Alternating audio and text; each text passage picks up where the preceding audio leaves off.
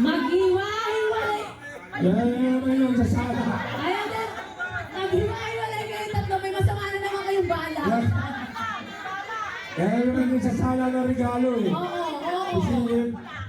Oh, kasama dun si Kuya Ariel, parang gusto tumabi dun Dito ako.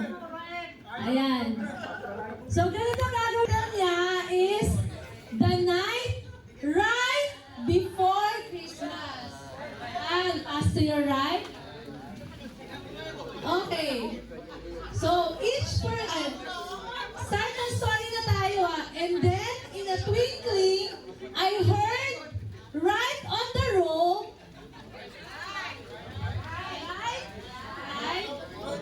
the prancing and pulling of each light right,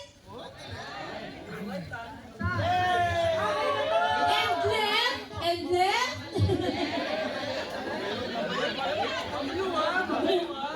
as I drew in my head and was turning around down the chimney, Saint Nicholas came with a bound.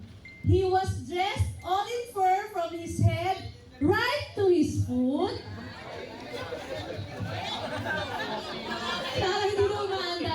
And his clothes were all tarnished with ashes and soot.